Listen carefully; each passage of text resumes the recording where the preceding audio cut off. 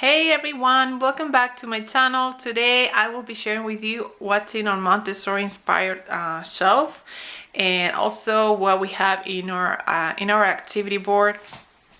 We're not doing any more workbox activities because during the summer I want to focus only on hands-on activities and outdoor things, and outdoor activities, and a lot of reading and stuff, but nothing, not books and stuff like that. I might do a summer bridge type of books if she wants to. If not, that's okay, but I don't know yet.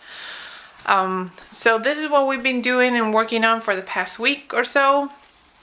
And the board, she has her time, her clock.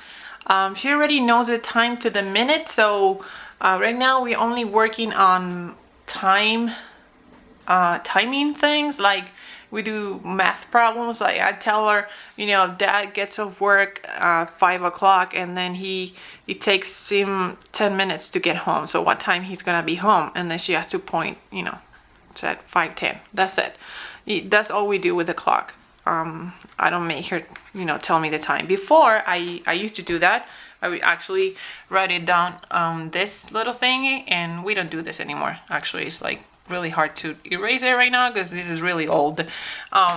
So before I will tell her what time it is, and then the temperature, and then what book she needs to find from the Bible down here. So she has to find a book in the Bible just to have an idea where they are, which one is Old Testament, which one is New Testament. And then the temperature will go here. She needs to use this dry erase marker for that. She also writes will tell me the time in here, the date with money, and the seasons and the weather, and then the calendar down there. And then over here we have the multiplication chart, the fraction chart, the cursive alphabet that she uses whenever she wants to write something in cursive and she doesn't remember one of the letters. And also the hundredth chart, which is very helpful. We use it for many games and things. And I actually have a video on that. And then her maps, because she loves mapping, she loves maps. She loves to find things in a map. She loves to tell me which state is north of what state, and what's to the west of what, and what's the capital of this state, and this country is next to this country, and the oceans and all that stuff. So I like to have things that interest her on that board. For the activities on the shelf, let me go really quick. I don't know if you noticed, we added another shelf. This used to be up to here, and now we added this. So it's a little full. Let me go really quick and show you, and hopefully you can get some ideas from this video. So for our abacus, we used to use for addition and subtraction, and now we use it for multiplication. And sometimes I add some manipulatives, not manipulatives, like a little card like this one. This one I printed from online. Look, it's from 3dinosaurs.com, and I laminated it, and it goes all the way to 12. And I printed them in color printer paper. That's it. And I added these 2 rings on the top. And sometimes we take this in the car and we do some facts activity. So we'll do multiplications here and then write down the answers in these cards. I have a few games that I change sometimes. Sometimes we don't even play these games, and we play other games that I have in our games shelves over there. And sometimes we play the ones I have here. And then I have this little salt tray, and for her tracing letters in cursive. So I will write down something for her, maybe her name, and then she has to copy it on the bottom. But I usually try to do letters only because words are just too big. So I just make a letter for her, and then she has to do it again, or she looks at the alphabet down here, and then she traces the letter she wants. And she likes this better than her finger because it imitates the pencil already. So she likes this. This is a chopstick from the Dollar Tree. Over here I have a little scale with some rocks, and what we do with this is we try to match weights. So let's say we put a big rock over here, and then we put a few rocks on the other side to try to match the weight. So we're trying to not just to learn about weight, but about mass capacity and stuff like that. And sometimes we do it with a little container, see how many rocks fit in one container, how many rocks fit in another container, and stuff like that. So how many rocks do we need to take off from here to match the weight from the other one? And now we need to add them here, and now it's heavy on this side, so let's remove one and add it here, and then we keep doing that back and forth until we can match the weight somehow. All right, then over here I have some science stuff. I have some animal books. Animal Kingdom, this book, she loves it. She loves this book. She takes it to bed for bedtime, literally. Animal Kingdom, Deadly Creatures and Dangerous Journey, Only the Strong Survive. So it's awesome because it has little flat books inside, little things that you need to pull and they move, you know, stuff like that you need to, this thing you need to turn it, see? It's awesome. She loves it. She loves this book. And yeah, so she takes it, like I said, to bed, and she looks at it while she's in bed. So a lot of stuff in here about animal surviving and many things. So she loves this book. I also have The World of Animals, and then have the one about Children's Guide to Insects and Spiders, and Discover Wild Wonders, and a few other books I have in the shelves. And here I have some review to do about reptiles, amphibians, fish, and animal classification. So I have the cards for each group. I think I got these from Confessions of a Homeschooler. All the cards, I laminated them. And I simply have one animal for each group. She just have to match the animal to the group, and she has to read the characteristics to do that. And other animal classification, or mostly like animal, just to know about animals. These I got from the Dollar Tree, and it's not all of them. It come, I think, like 50 in a pack or something. And she has to read the description of an animal, and then she has to figure out which one of these animals it is, and then match it to the description. So she really liked this, and I put it in a little tray like this, so it looked more neat and organized. Here I have a 3-part cards Montessori about insects. This is mostly to practice their spelling, you know, the names, because she already knows most of the names from here, but not all of them. Like stag beetles and stuff like that, and just to practice their spelling, you know, and a fun activity. She knows their names. Over here I have a few animals. Some of them are missing because we had a visitor a couple of days ago, and my daughter brought her friend over to her school, and they were playing a lot. So these are for nocturnal and diurnal animals, and she needs to sort them out as, you know, where they belong. So nocturnal and diurnal animals. So that's that for animals. And then over here, let me sit down. I have some logic activities, geometry also. I have these few patterns that I printed out, the little ones, and then I glued them on this little cards and laminated them. I have a few patterns in here, a lot of them. They're about 50, and maybe there are 30 here, but I have more. And she uses this Tangram, the wooden Tangram over here, to do the pattern. So yeah, she has to figure out this this pattern. Oh, I forgot how these things go. Oh, there it goes. Anyway, so she has that. And then I have more patterns and shapes and stuff. These are the Tangram Puzzles, and it comes in a little book. They're magnet pieces, so that's why I put it in a little tray like this. And she can do it on the page right here, and the answer is on the back. and she has a magnetic page on the same book right here. So she needs to put this magnetic page behind the animal that she wants to do. So let's say she wants to do the fish.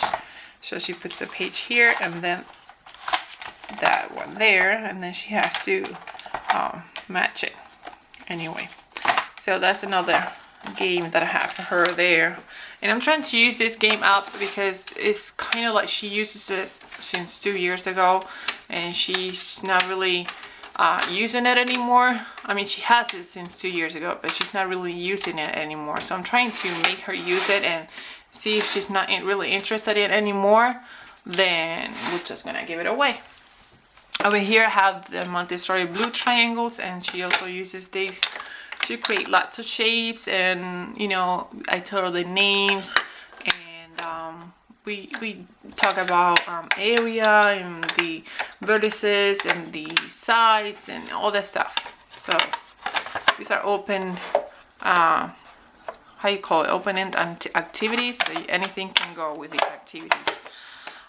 Over here I have some math, and where do I start? Okay, so I have the place value here, but this one only goes to 1,000, so we use it sometimes, and then we add more, like we add more thousands, because she already learned place value to the 10,000 and she's doing to the 100,000. We're not doing any write down work for that. It's just, you know, hands-on activities all the time, and she's got it really fast. She can tell you, you know, if you tell her what's 100,000 plus, I don't know, 25,000 and then 540 and 8, and then she'll tell you the answer right there. So she's doing really well with place value. And we have a dice, little cup with dice in here, and we use it for making games for the place value, you know, for the ones, for the tens, for the hundreds, and then for the thousands. We have some money, real and pretend money, and we do a lot of activities with these. We can pretend we're buying stuff from here, or I give her money and then she has to give me change. Over here I did a little game that didn't go very well because the numbers get, you know, erased really easily. So I did a little math problems, very easy ones, you know, and then I wrote the answers on the other side of the X, but they're from different colors, so she had to figure out which ones go where. You know, some multiplications as well. So I did that, yeah. And she loved it, but it was hard because she could barely touch it because it will, you know, the results and everything would just erase. I have some shapes here with some names that she still needs to learn. Some names, like the big ones, and then the shapes over here.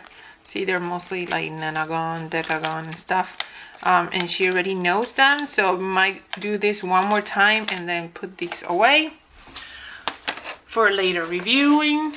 Over here I have a game that she loved, and it was just very simple. I would write down some money on this little chalkboard, and then she has to show me the money with these bills and coins that we got from the Dollar Tree a while ago. This one goes all the way to 100, and then all the coins, even has the 50-cent one over here. So I either had to, maybe she asked for $2.30 and then I gave her $3 and then she had to give me change. So she really liked this. And over here it was about coins, and she knows her coins, but this was mostly history more than math, because I was talking to her about the presidents on one side and then the monuments and stuff on the other side of the coin. So I have all the symbols and monuments and stuff like that on this side of this little container, and then the presidents on the other side. So we talk about that, and she has to know which one is in which bill. And then for language arts over here, I have some nouns, adjectives, and verbs. And this is a lab book, not a lab book. How do you call this? File folder game. My goodness, I went blank completely. It has 2 sides, and I only used these 3 little baskets. I made these myself, and I shared about this in a video, on separate video a while ago. I'm gonna try to link in the description box. And I made these little eggs with dry erase because I laminated them. And then I wrote words for nouns, adjectives, and verbs, and she just has to sort them out. And that's all. Over here are some how you call this, opposites. So she has to figure out which one is the opposite of what.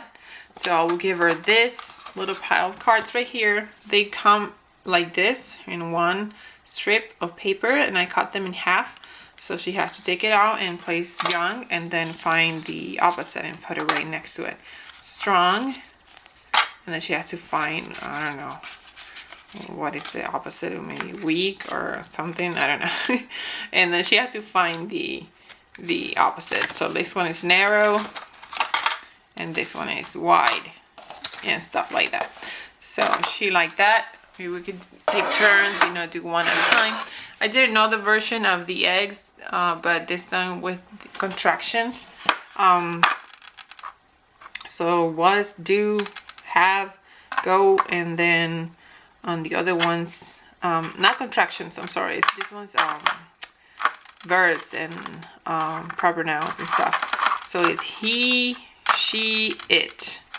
And she has to match it to which verbs, you know, like he, she, or it, goes, is, does, was. She has to match the person, like we. This is we. This one is they. They have, they do, they was, no. They were, they do, they have, they are, yes. So this one goes with this one, and so on and so forth.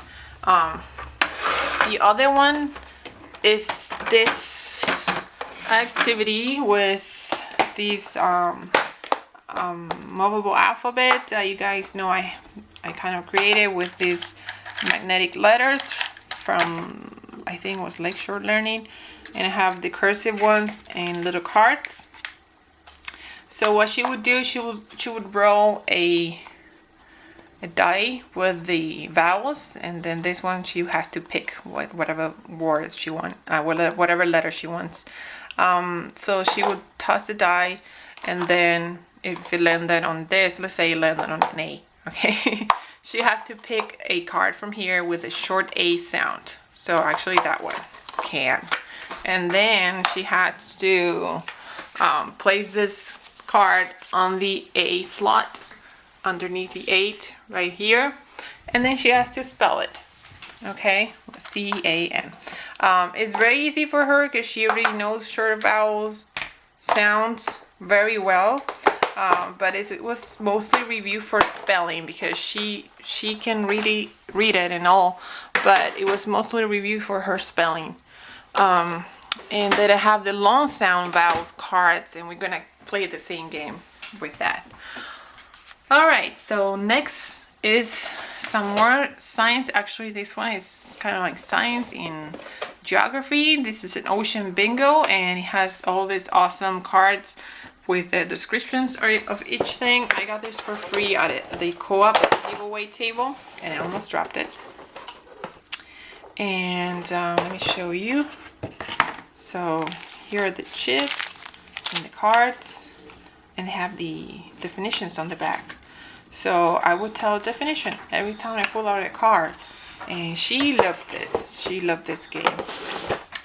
Next, I have a little tray with some 3-part cards for the continent, which she already knows, and I'm really sad, but this one might be the last time that I have these cards for her because she's really tired of this. She does this like in 30 seconds. The continent she learned really quick, and she already knows this, so she's like, Mom, again? Okay, in this little tray I have these felt pieces with animals.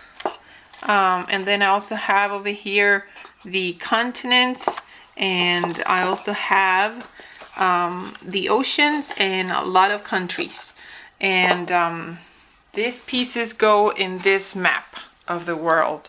I have a review on this product. I have a video for this, and if I'm gonna try to link in the description box if you want to look it up.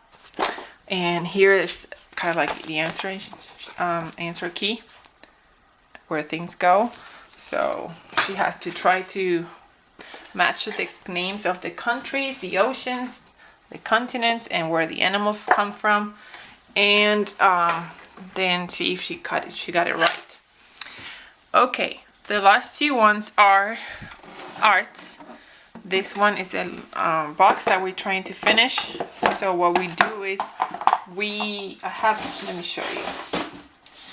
We painted some sheets of different designs, kind of like this one, and we cut them into triangles like this, and then we glue them outside the box like this. See? And now we need to do with the lid, and we're gonna add some Mod Podge around it to seal it.